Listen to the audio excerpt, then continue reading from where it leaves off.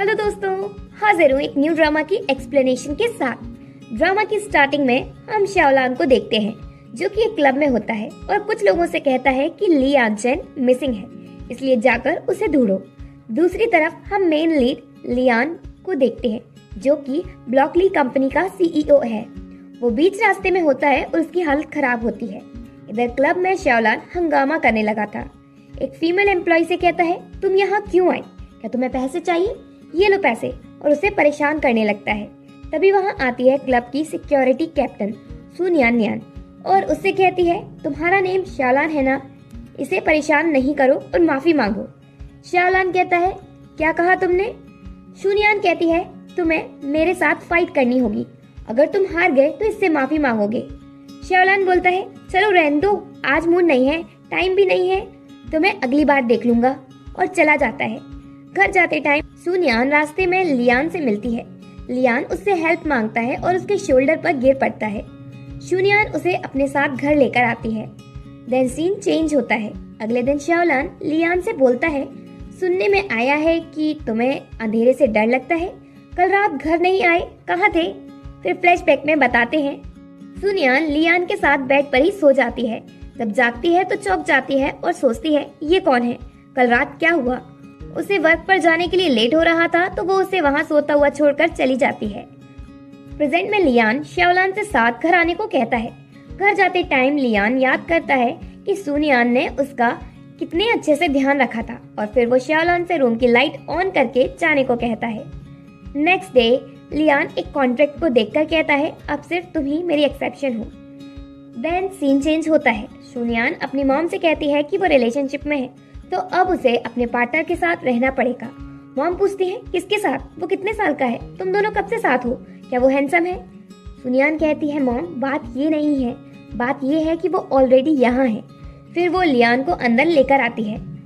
उसकी मॉम तो उसे देखते ही इम्प्रेस हो जाती है। वो उसे बैठाती है। सुनियान उसे इंट्रोड्यूस कराती है। उसकी मॉम पूछती है, तुम सुनियान को लाइक क्यों करते हो? क्या इसने कोई गड़बड़ की? इसके बाद हमें फ्लैशबैक में बताया जाता है कि सुनियान कहीं जा रही थी। वो परेशान थी और तभी उसकी परेशानी बढ़ाने उसकी लैंडलॉर्ड का फोन आता है और वो उससे रेंट मांगती है।